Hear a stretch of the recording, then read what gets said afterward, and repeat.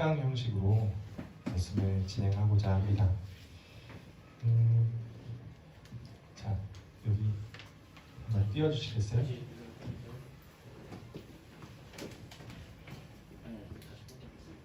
네, 됐죠?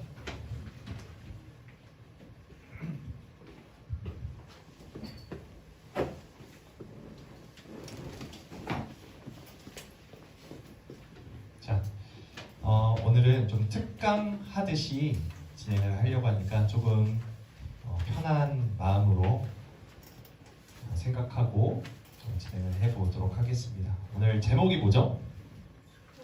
오직 깨어 정신을 차릴지라. 다시 시작. 오직 깨어 정신을 차릴지라. 네, 이 말씀과 비슷한 말씀을 제가 5분 설교로 진행한 적이 있어요. 네, 오늘은 또 데살로니가 전서 5장이 공과이기 때문에 또 이것을 좀 더 살을 붙이고 또 특강 형식으로 조금 더 다채롭게 진행을 하고자 합니다. 자, 앞에를 보세요. 한번 보면은 20대 최대 관심사, 이게 지금 통계 자료예요. 2016년 진흥공사, 그러니까 좀 믿을 만한 자료인데 20대 최대 관심사가 남성은 뭐예요? 취업, 그리고 여성은 외모라고 합니다. 그런데 30대 최대 관심사가 뭐냐 하면 남성이 뭐예요? 지금 결혼, 여성, 자녀 양육 이렇게 된다고 해요. 그러면은 이 10대는 어떻게 되느냐? 10대는 표가 없어요. 왜 10대가 이 자료가 없나 생각을 해봤는데 아마 너무 바빠가지고 제일 바쁜 게 10대가 아닌가 싶은데 근데 최대 관심사의 데이터는 있더라고요. 다른 걸 제가 찾아봤는데 그래서 최대 관심사가 뭐냐 했더니 대학 진학, 괄호치고 진로였어요. 근데 몇 퍼센트가 봤더니 지금 여기는 뭐 취업도 나눠져 있고 뭐가 있고 뭐 되게 흩어져 있잖아요. 뭐 29%, 21%, 27%가 최고예요. 남녀가. 그런데 지금 10대는 7, 80%가 대학 진학, 괄호치고 진로라고 합니다. 그러니까 얼마나 10대가 이런 것에 지금 진로, 대학 진학에 관심을 가지고 있는지를 알 수 있는 내용이죠. 자, 이거 보세요 한번. 명절 금지어 들어보셨죠? 그래서 10대는 뭐예요? 지금 모의고사 몇 등급 나오니 이런 거예요. 그리고 대학 어디 갈 거니? 그러니까 친척들을 만나고 싶지 않은 이유 중에 이런 질문을 받는 것 때문에가 상당히 크다고 합니다. 그래서 자, 메뉴판이 있는데 이런 잔소리 할 거면은 5만 원씩 내고 하세요. 이런 식으로 약간 희화화하는 거죠. 그리고 20대는 뭐 A는 있니?부터 해가지고 회사 연봉은 얼마 받니? 뭐 30대 뭐 결혼 언제 할 거니? 이런 것들이 있다고 하죠.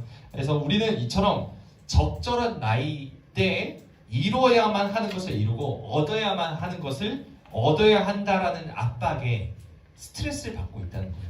그래서 이루지 못하고 얻지 못하면은 뭐 루저라고 생각하는 경향이 있다는 거죠.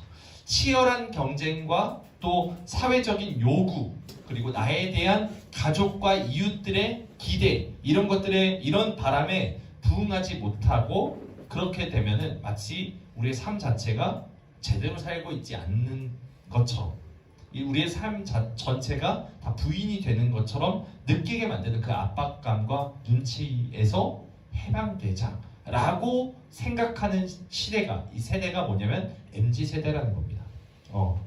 그래서 자, 이 두 가지 책이 있어요. 제가 하마터면 뭐 할 뻔했다고요? 열심히 살 뻔했다. 이런 책이 있고요. 옆에는 나는 나로 살기로 했다. 이런 책이 MZ세대의 좀 대표적인 책으로 좀 어떻게 보면 대표될 수 있다라고 생각이 들어요. 이 세대가 말하고자 하는 한마디는 뭐냐? 바로 대충 살자예요. 뭐 어떻게 살자? 대충 살자. 어차피 열심히 해봤자 안 돼. 넌 현실을 바꿀 수 없고 어떻게 해봤자 위로 올라갈 수 없어. 내 집 마련 아주 먼 이야기야. 너의 열정, 에너지 이런 것만 강요받을 거야. 열정 페이할 필요가 없잖아. 이런 식으로 생각하면서, 그러니까 이 세상이 그런 세상이니까 대충 살아라. 어차피 이룰 수 없는 거니까 인생 한 번뿐 그냥 네 마음대로 너로 살았으면 좋겠다라고 생각하는 것이 요즘 세대의 어떤 팽배한 느낌이라는 거죠. 그래서 이것을 뭐라고 말하냐면 허무주의, 패배주의 또는 쾌락주의라고 말을 하기도 합니다. 여러분 지금 보면은 하마터면 열심히 살 뻔했다. 여기 왼쪽에 있는 책의 내용 중에 이런 내용이 있어요. 정말 부끄러워할 것은 내 나이에 걸맞는 것을 갖지 못한 게 아니라 뭐 한다? 나만의 가치나 방향을 갖지 못하고 살아왔다는 것이다. 그래서 이 가치, 방향이라는 말이 있어요. 자, 무엇을 소유하느냐가 나를 만족시키지 못하는 것은 맞는 말이에요. 앞에 있는 말은 맞습니다. 그런데 이 다음에 나만의 가치나 나만의 방향을 가지고 사는 것이 과연 옳은 일일까요? 나만의 가치나 나만의 인생의 의미 그리고 목적 이런 나만의 삶의 방향을 찾아야 한다는 메시지잖아요. 결국 나를 강조하다 보니까 자기 자신만 사랑하고 남에게는 인색하게 되는 거예요. 나는 나로 살기로 했다. 아까 오른쪽에 있는 그 책 중에 한 내용입니다. 그리고 또 이것도 있어요. 당신에게 친절하지 않은 사람에게는 친절하지 마세요. 이게 요즘 시대의 트렌드라고 생각을 해야 될까요? 그냥 왜 나한테 잘해주지 않는 사람에게 잘해줘야 되는데 라고 생각하는 거죠. 이웃에 대한 사랑, 배려, 관심은 없어지고 나라는 존재에만 계속해서 매몰되어 버린다는 겁니다. 그래서 20대 혼족의 여가 생활이 증가한다 이렇게 지금 나와 있는데 자 보세요. 지금 44.1%가 여가 활동의 목적이 뭐 때문이라고 지금 말하고 있죠? 잘 보이나요? 개인의 즐거움 때문이라고 나와 있어요. 그리고 74.7%는 또 뭐라고 말하냐면 누군가와 함께하는 것이 아니라 혼자서 하는 여가 생활을 즐긴다라고 말하고 있어요. 여기서 나는 혼자가 더 편하다. 한번 나는 여가 생활을 할 때 혼자가 더 편하다는 친구들 한번 손 들어보세요. 네, 네 많이 들죠? 조금 이렇게 드는 친구들도 있고요. 선생님들도 혼자가 편하신 분들이 많은 것 같아요. 이게 지금 20대 문제만은 아니라는 거죠. 우리 전체 문제요. 왜 이렇게 됐을까요? 스마트폰, 기기, 넷플릭스 등등 너무 즐길 것이 많아졌는데 이것이 다 개인주의적 성향을 띠고 있다는 거죠. 나 혼자 해도 충분히 즐거워요. 나 혼자 해도 충분히 쾌락적입니다. 이런 식으로 계속해서 혼자서 같이 즐기는 즐거움보다는 혼자서 하는 것에 대한 만족감이 더 늘어나는 그런 서비스를 계속해서 세상이 제공하고 있다는 거죠. 지금 청소년, 청년들이 점점 교회에 안 나오려고 하는, 꺼려하는 이유 중에 하나도 이런 거예요. 교회는 뭘 강조하죠? 공동체를 강조하죠. 함께하는 것을 강조합니다. 함께 즐기고 함께 떠들고 웃고 예배드리고 이런 모든 공동체적인 것들이 있는데 내 생활과 나의 패턴은 나의 삶의 패턴은 계속해서 개인주의화 되어 간다는 겁니다. 혼자가 편해요. 그러니까 같이 나와 있으면 너무 불편한 거예요.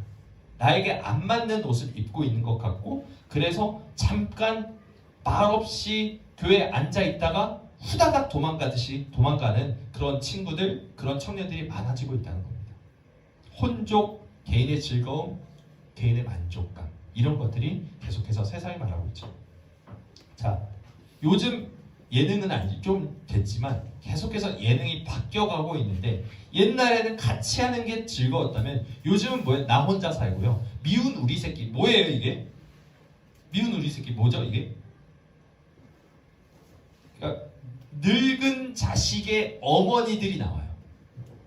늙은 자식이란 말이 좀 웃기죠. 근데 50대 막 이런 자식인데 혼족입니다. 혼자 살아요. 그런 사람들을 어머니가 보고 안쓰러워하기도 하고 웃기도 하고 떠들기도 하고 그러면서 그 아들들 그런 딸들의 내용들을 보면서 공감하고자 하는 것이 지금 예능들이 바뀌어가고 있는 그런 모습들입니다.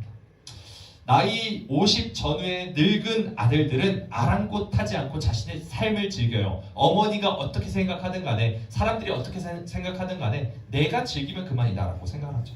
엄마들의 결혼 걱정과 상관없어요. 어느덧 이 프로는 역설적으로 홀로 사는 즐거움을 홍보하게 되는 거죠. 나만의 가치나 방향 이런 것들이 중요하다는 것은 바로 오늘날의 세상의 메시지라는 겁니다. 다시 말해서 내가 곧 뭐냐? 진리예요. 내가 곧 길이에요. 내가 가는 길이 길이 되는 거예요.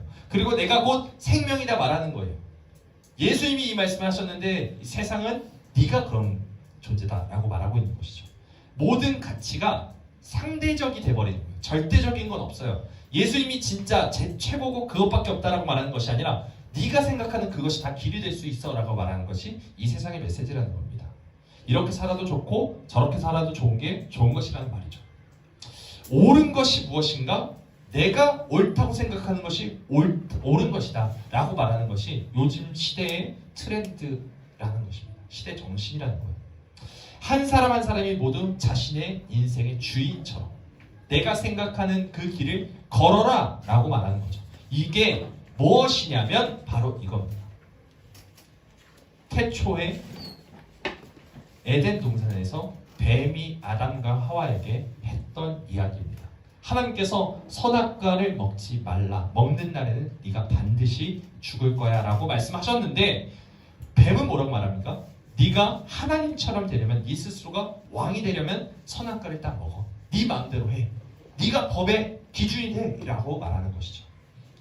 이런 뱀의 목소리 귀를 기울이는 것과 전혀 다를 바가 없다는 겁니다. 우리 함께 이 말씀을 읽어보도록 하겠습니다. 누가복음 21장 34절 시작. 너희는 스스로 조심하라. 그렇지 않으면 방탕한 것, 술 취한 것, 생활의 염려로 마음이 둔하여지고 뜻밖의 그날이 덕과 같이 너희에게 임하리라. 아멘. 오늘 우리가 읽었던 우리 본문 말씀은 데살로니가 전서 5장 1절부터 12절이었나요? 그 말씀입니다. 네? 5장 1절부터 8절이요. 8절까지만 읽었네요. 예. 네. 12절까지의 전체적인 사실 공과 내용은 아마 12절까지입니다. 그 내용을 보면은 이 예수님께서 누가복음 21장 34절에서 말씀하셨던 그 내용을 인용한 내용이거든요. 사도 바울이. 그렇기 때문에 오늘은 예수님이 하셨던 이 내용을 살펴보면서 데살로니가전서 5장의 내용을 이해해 보고자 합니다.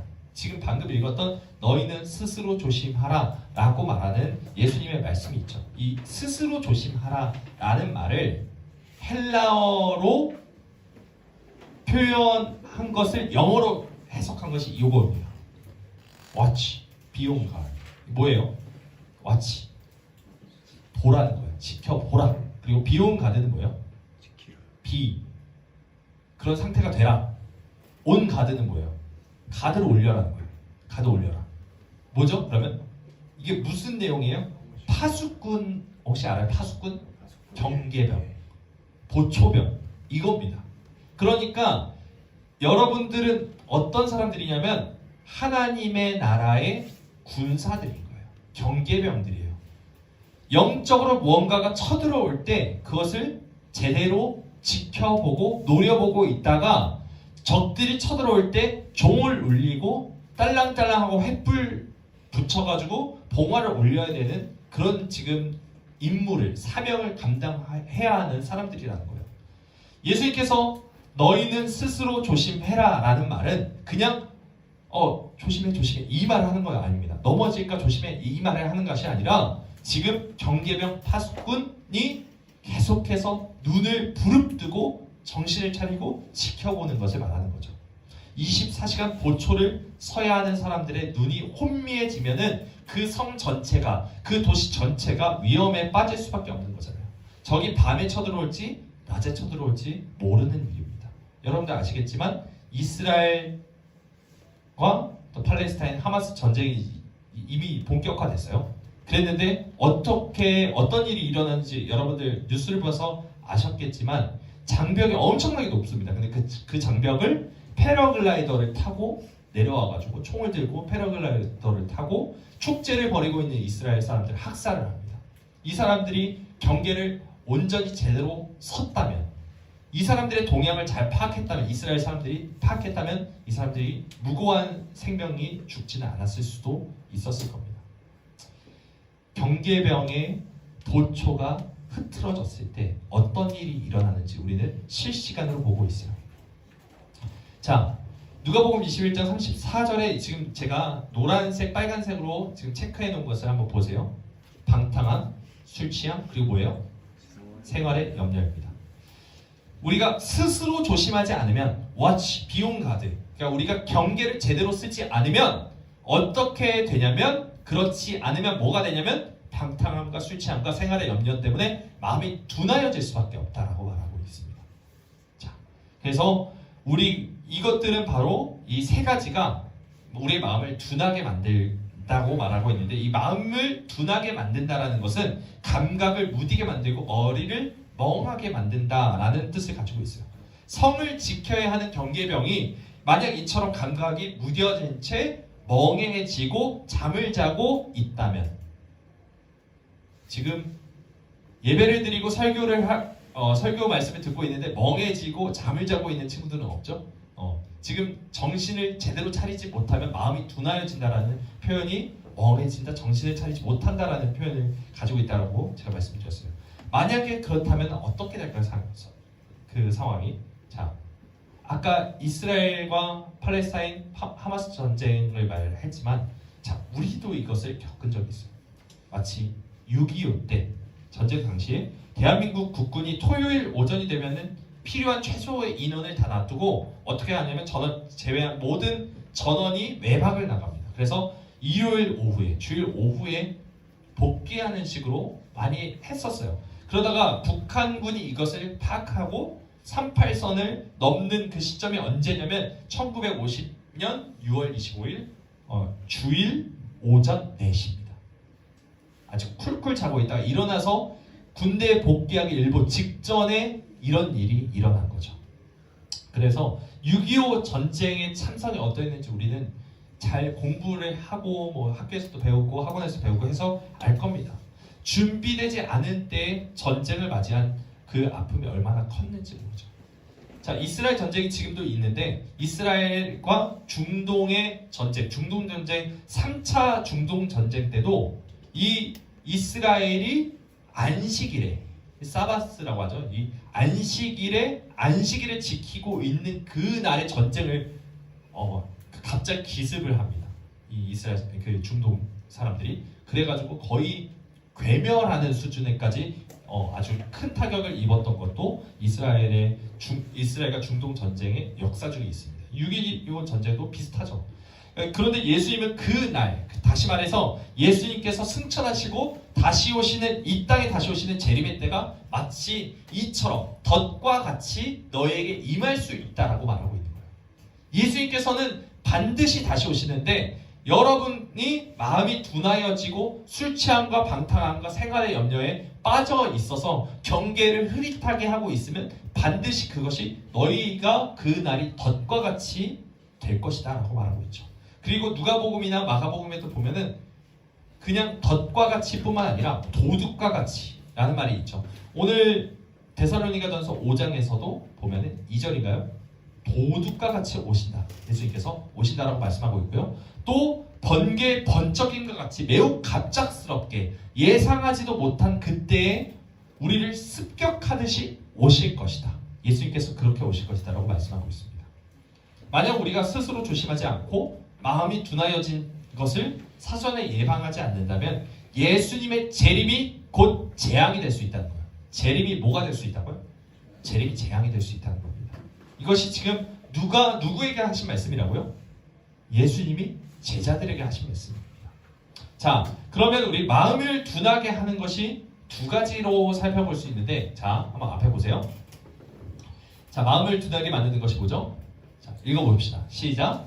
생활의 염려, 방탕함과 술 취함입니다. 자, 마음을 둔하게 만드는 것 크게 두 가지. 일단 첫 번째, 생활의 염려를 살펴볼까요? 우리가 아까 20대, 30대 그리고 10대 최대 관심사를 봤죠. 그것을 봤듯이 뭐 취업 언제 하나, 우리 대학교 어디 가야 되나, 그리고 뭐 외모도 스펙이라는데 직장에서 승진해야 돈을 많이 벌 수 있을 텐데 나 어디 가야 되지? 어느 대학 가야 되지? 이런 식으로 생각하고 있는 그런 친구들. 그리고 결혼해야 되나 말아야 되나 이런 식으로 생각하고 있는 친구들이 많이 있을 겁니다. 그런데 예수님은 이러한 생활의 염려를 하지 말라고 하셨어요. 마태복음 6장 31절 32절 한번 31절은 자매가 32절 형제가 한번 읽어보도록 하겠습니다. 시작. 그러므로 염려하여 이르기를 무엇을 먹을까 무엇을 마실까 무엇을 입을까 하지 말라. 이는 다 이방인들이 구하는 것이라 너희 하늘 아버지께서 이 모든 것이 너희에게 있어야 할 줄을 아시느니라. 아멘. 생활의 염려를 해라 하지 말라? 무엇을 먹을까, 무엇을 마실까, 무엇을 입을까 하지 말라. 이것은 다 누가 구하는 거라고요? 이방인들이 구하는 것이다. 하나님을 믿지 않는 사람들이 하는 것이다 라고 말하고 있습니다. 예수님과 상관이 없는 자들이나 이런 고민들 하는 거야 라고 말씀하고 있는 거예요. 예수님은 그러면 무슨 말씀하고 계시는 걸까요? 물질적인 거 다 버려? 대학 가지 마, 취직하지 마, 돈 없어도 살 수 있어, 뭐 산으로도 올라가, 이 말을 하는 것이 아닙니다.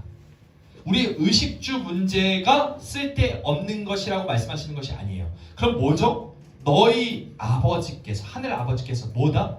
이 모든 것이 너희에게 있어야 할 줄 아신다라고 말씀하고 있어요. 자, 너희 아버지께서 이 모든 것이 있어야 할 줄 아신다. 자, 마가복음 10장 15절 말씀 한번 읽어주세요. 시작. 내가 진실로 너희에게 이르노니 누구든지 하나님의 나라를 어린아이와 같이 받들지 않는 자는 결단코 그곳에 들어가지 못하리라 하시고. 아멘. 여기서 보면은 하나님의 나라를 어떻게 받들지, 뭐와 같이 받들지 않는 사람? 어린아이와 같이. 네, 어린 아이처럼 하나님 나라를 받들지 않는 사람은 그곳에 들어가지 못한다고 말하고 있어요. 어린 아이와 같다. 무슨 말 하는 걸까요? 생활의 염려 얘기하다가 갑자기 저는 왜 어린 아이를 말했을까요? 자, 어린아이 한번 생각해 보세요. 어린아이가 나 뭐 먹고 살지? 이런 걱정하나요?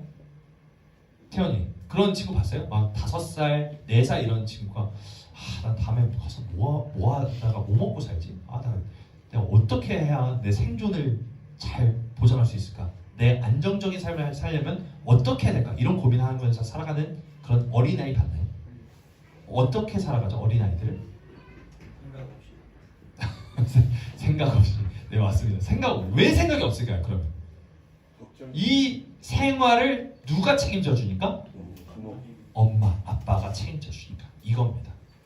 그러니까 하늘 아버지께서 이 모든 것이 있어야 할 줄 아신다라는 것을 하나님께서, 나의 아버지께서 다 이것을 책임져 주신다는 것을 알고 있는 거죠.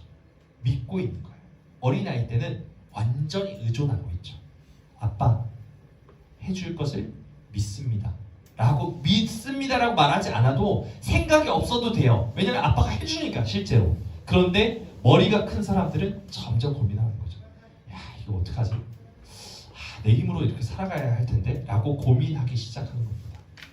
우리가 어린 아이와 같은 믿음을 가져야 된다는 것은 아무런 생각 없이, 아무런 대책 없이 살아가야 한다라는 말을 하는 것이 아니라 우리 아빠가, 하늘 아버지가 계신다라는 것을 믿는 믿음으로 살아간다는 것이죠. 그러니까 생활의 염려를 하지 않아도 된다는 겁니다.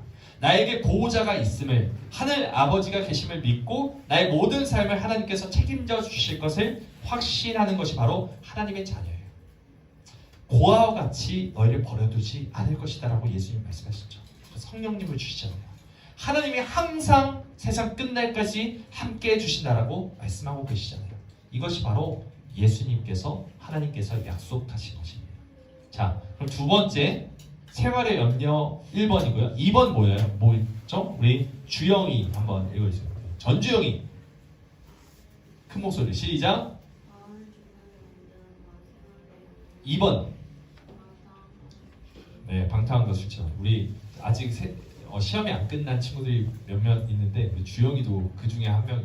아마 늦게까지 공부하느라 피곤한 줄 알지만, 자, 비용 가드 뭐라 그랬어요?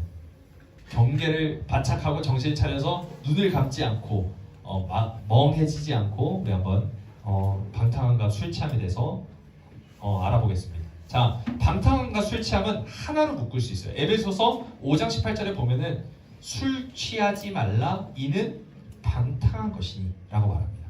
술 취함과 방탕함에 대해서 하나로 묶고 있어요. 성경은. 술 취하지 말라, 이는 방탕한 것이니. 방탕한 것은 술 취하는 것이고 술 취하는 것은 방탕함이죠. 자, 술 취함에 대해서는 우리가 잘 알아요. 술 먹으면 취하는 것을 그냥 알 겁니다. 경험적으로 알지는 않았으면 좋겠어요, 여러분들. 그냥 술 먹으면 취한다는 것이 그냥 약간 상식적으로 알고 있죠. 아빠 가지고 아는 친구들은 없었으면 좋겠지만, 자, 술 취함에 대해서는 알지만 그럼 방탕함은 구체적으로 뭘까요? 방탕함. 자, 봅시다. 앞에 보세요. 영어로 dissipation이라고 나오는데 이게 뭐냐면 낭비하다, 오락, 무절제한 생활 방식, 이런 것들을 방탕함이라고 말하고 있어요. 어차피 열심히 해봤자 되는 거 없으니 대충 살자라는 그 슬로건이 있잖아요. 지금 요즘 세상이 그렇잖아요. 이 아래에서 얼마나 많은 사람들이 하나님이 주신 그 귀한 시간들을 허비해 나가고 있는지 몰라요. 낭비하고 오락에 빠진 채. 그 오락은 뭐죠? 우리가 즐겨하는 그 모든 것들, 세상의 즐거움, 쾌락 이런 것들에 빠져서 무절제한 생활 방식, 생활 습관에 따라서 방탕하고 있는지 몰라요. 우리 얼마나 많은 사람들이 그렇게 살아가고 있는지 모릅니다. 내 마음에 내키는 것, 내 마음에 좋은 것만 하면서 사는 것이 과연 하나님이 기뻐하시는 걸까요? 그리고 나의 삶에 그런 생활 방식이 유익했나요? 그렇게 방탕해봤잖아요. 우리도 한 번쯤 페인처럼 밤새면서 게임 해봤잖아요. 그랬을 때 다음날 어땠나요? 너무 막 힘이 넘치고 공부가 잘 되고 교우 관계가 막 너무 잘 되고 그랬나요? 아니죠. 정신없이 살아가죠. 그 다음날도 망치고 그 다음날도 망치는 것이 방탕한 겁니다. 자, 앞에 보세요. 세상이 우리를 정말 바쁘게 만듭니다. 그리고 우리를 혼미하게 하죠. 수많은 책과 수많은 잡지, 매스미디어, 인터넷, SNS, 유튜브, 넷플릭스 등등 이런 매체들이 우리를 너무나도 혼미하게 하는 시대를 살고 있습니다. 무엇이 진리고 무엇이 거짓인지 분별하는 것을 점점 어렵게 만들어요. 또 시각적으로, 청각적으로 점점 자극적인 것들에 익숙하게 만듭니다. 그래서 이제는 책을 읽는 것이 점점 힘들어지는 사회가 되고 있다고 해요. 집중하지 못하는 세상이죠. 여러분들 성경 읽어요? 자, 필사. 계속해서 제가 필사를 강조하고 있는데 필사 하고 있다. 윤희 지난주부터 계속 하고 있는데 몇 장까지 했어요? 6장. 야, 대단합니다. 이제 우리가 이제 사도행전을 해야 돼요. 그래서 요한복음 잠깐 스탑하고 이제는 사도행전도 해야 됩니다. 사도행전 하고 요한복음도 해야 되는데 다음번에 좀 이따 다시 말씀을 드리겠지만 우리가 계속해서 필사를 하는 데 있어서 집중이 잘 되던가요? 윤희? 안 되죠. 엄청난 생각들, 잡념들이 저도 보니까 계속해서 집중을 방해해요. 왜 그럴까요? 우리가 동영상에 너무 익숙해져 있죠. 모든 전문가들이 다 말합니다. 우리 뇌의 구조가 바뀌고 있다고 말해요. 우리가 동영상을 너무 많이 보고 그것에 익숙해져 있는 나머지 10대들이 이제는 검색을 하는 매체가 뭐냐면 네이버 이런 거 아니에요. 유튜브. 바로 유튜브 찾아서 동영상부터 시청을 하죠. 그래서 모든 나의 지식들을 유튜브로 배우고 유튜브로 호흡을 하고 있는 시대를 살고 있어요. 그러다 보니까 책을 읽고 하나님의 말씀을 읽고 메시지를 듣는 것에 익숙치가 않아요. 힘들어져요. 점점 집중하지 못하게 만듭니다. 성경을 읽고 기도하는 것이 지루하고 따분해지게 만듭니다. 눈을 감으면 벌써 영상이 떠다녀요. 내가 지금껏 봐왔던 그 메시지들이 떠다니죠. 세상은 또 뭘 부추기죠? 방탕을 부추깁니다. 계속 즐겨. 더 자극적인 걸 추구해. 네 이렇게 사는 거 아주 좋잖아. 즐겁잖아. 달콤하잖아. 라고 말합니다.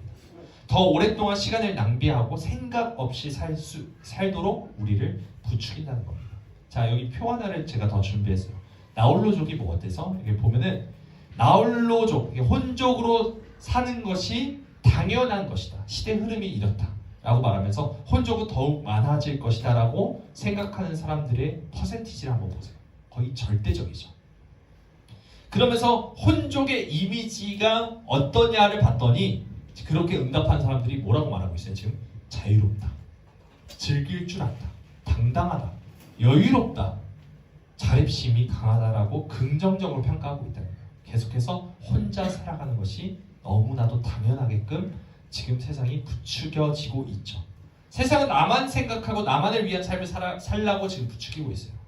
다른 사람과 함께 살아가면서 심적 부담감, 스트레스 받지 말고 그냥 혼자 편하게 살라고 말하고 있습니다. 그게 더 자유롭고 인생을 더 즐길 줄 아는 것이고 당당하고 여유롭고 자립심 강한 것이라고 말하면서 혼자 사는 것이 멋있는 것이라고 말해요. 하지만 정반대로 성경은 우리가 하나님을 사랑하고 이웃을 사랑하며 더불어 살지 않으면 안 된다라고 말하죠. 성경과 세상의 메시지가 완전히 지금 반대말을 하고 있는 겁니다. 그러니까 교회를 자꾸 떠나가는 거예요. 우리는 혼자 사는 것이 익숙해지고 혼자 사는 것이 멋있다고 배우고 그렇게 호흡하듯이 그렇게 메시지를 받아들이고 있는데 성경은 전혀 딴 얘기를 하고 있고요. 다른 이야기를 하고 있으니까 너무 거부감이 있는 겁니다. 하지만 우리가 본능적으로 알아요. 이 성경의 말씀이, 하나님의 말씀이 생명의 말씀이며 나를 구원하는 말씀임을 알다 보니까 이것이 계속해서 부딪히고 우리는 계속 혼란이 가중되는 것입니다. 자, 고린도전서 10장 31절 한번 읽어보겠습니다. 시작. 그런즉 너희가 먹든지 마시든지 무엇을 다 같이 큰 목소리로, 자, 앞에 보세요. 시작. 그런즉 너희가 먹든지 마시든지 무엇을 하든지 다 하나님의 영광을 위하여 하라. 아멘. 구원받은 그리스도인들은 이 세상의 기준이나 유행을 따르지 않는 사람들입니다. 그리스도인은 오로지 왕이신 하나님의 말씀만을 절대적으로 따르는 사람들이 그리스도인이죠. 내가 아침에 일어나서 학교에 가는 것도, 선생님들 직장에 가는 일도, 공부를 하는 것도, 일을 하는 것도, 또 밥을 먹고 휴식을 취하는 그 모든 일도 누구를 위해서 해야 된다고요? 무엇을 위해서 해야 된다고요? 하나님을 위해서, 하나님의 영광을 위해서 해야 된다고요. 그런데 세상은 뭐라고 말해요? 네가 최고야. 네 마음대로 해. 방탕을 부추기죠. 전혀 다른 얘기를 하고 있습니다. 그러니 우리는 계속해서 이거 어떻게 해야 되지? 양심이 계속 걸리고 있지만 내가 즐거워하는 세상의 것에 빠져 살아가는 것이 계속해서 가중되고 있는 것이죠. 나의 욕심을 채우기 위한 것도, 나의 안정적인 삶을 위한 것도, 누군가의 기대에 부응하기 위한 것도, 남들에게 인정받기 위한 것도 그 무엇도 아니에요. 우리가 살아가는 그 목적이 무엇이죠? 오직 내가 예수 그리스도의 피값으로 인해서 우리가 죽어 마땅한, 이미 죽었던 우리가 예수님의 그 보혈로 인해서 다시 소생되고 다시 부활하게 되고 하나님의 자녀가 되는 권세를 얻었음에도 불구하고 그것을 감사하지 않는다면 하나님께서 그것을 직무유기라고 말씀하실 수 있다는 겁니다. 내가 최선을 다해 살아도 세상이 변하지 않는다고 낙심할 필요가 없어요. 나만 이렇게 손해보면서 살아간다고 억울해할 필요도 없습니다. 우리는 모두 예수 그리스도께 생명을 빚진 자고 또 그 사랑을 전하기 위해서 살아가는 그런 그리스도인이기 때문이죠. 자, 우리 이 말씀 읽어보겠습니다. 제가 고린도전서 10장 31절 그 밑에는 안 바꿨네요. 자, 같이 읽어보겠습니다. 시작. 무릇 그리스도 예수 안에서 경건하게 살고자 하는 자는 박해를 받으리라. 네. 예수 안에서 경건하게 살고자 하는 자, 하나님의 뜻대로 살고자 하는 자, 예수 그리스도의 복음을 전하고자 하는 자, 하나님의 자녀로 살고자 하는 자는 반드시 뭘 받게 된다고요? 박해를 받는다고. 자, 어때요? 윤호야, 이 말씀을 읽었을 때 너무 기분 좋아? 너무 기다려지고 소망이 돼요? 기대가 됩니까? 박해를 받는다는 뭐예요? 고통당한다는 거예요. 고난을 당한다는 거예요. 예수님의 뜻대로 살아가면 이렇게 돼 라고 성경이 말하고 있으니까 계속해서 즐거움, 쾌락에 익숙해진 사람들은 이 말이 거부감이 느껴지는 겁니다. 뭐야, 교회 나와봤자 이렇게 될 거면 교회 안 나오는 게 낫겠네 라고 생각하는 거죠. 만일 우리가 가진 죄의 본성이 그대로 남아있다면 이 말씀은 아주 듣기 싫은 거북한 것이 될 수 있어요. 만일 우리가 이 세상에 깊이 빠져서 방탕함에 빠져 살아간다면, 그래서 마음이 둔하여져 있다면 이 말씀은 듣기 아주 거북한 것이 될 수 있다는 겁니다. 기독교는 젊은이들 사이에서 인기가 없을 수밖에 없어요. 그래서 점점 여러분들 주위에 예수님 믿는 사람들이 찾아보기가 힘들어져 가는 겁니다. 세상은 점점 악해지고 있고요. 타락해져 가고 있고요. 방탕함에 노출되고 있는데 메시지는 변하지 않거든요. 성경의 메시지는 그대로 계속 끝까지 이 말씀을 하고 계시거든요. 그러니까 사람들이 입맛에 안 맞는 것을 내뱉기 시작하는 겁니다. 여러분, 청소년들, 청년들 복음화율이 몇 %인지 아세요? 3%입니다. 내가 예수님을 믿습니다, 내가 복음을 전하고자 합니다라고 생각하는 사람들이 3%밖에 안 돼요. 여러분 학급에서 2명, 3명도 안 된다는 거예요. 예수님 제대로 믿는 사람들. 그 중에 여러분들은 반드시 제대로 믿었으면 좋겠습니다. 그리고 그 복음을 나의 친구들에게, 방탕함에 빠져서 예수님이 다시 오실 그날을 생각하지 못하고 살아가고 있는 그 친구들에게 반드시 전하는, 온전히 전하는 그런 우리 모두가 되었으면 좋겠습니다. 성경의 메시지는 변하지 않습니다. 예수님 다시 오세요. 반드시 다시 오실 거예요. 마라나타, 마라나타 뭐죠? 예수님이 반드시 다시 오시다고 했을 때 주 예수여 어서 오십시오 라고 고백하는 것이 우리의 고백이 됐으면 좋겠습니다. 번개의 번쩍임과 같이 도둑같이 덫과 같이 올 것을 예수님께서 예고하셨건만 우리가 혹시 술참에 빠져서 방탕함에 빠져서 세상의 유혹과 세상의 염려 가운데 빠져서 우리의 마음이 무뎌졌다면 다시 한번 우리가 깨어나는 그런 축복이 있기를 원합니다. 그래서 주님 다시 오실 때 우리가 두 팔 벌려서 예수님이 다시 오시는 그날을 우리가 소망하며 기뻐하는 그런 축복이 있으시기를 주님의 이름으로 간절히 소망합니다.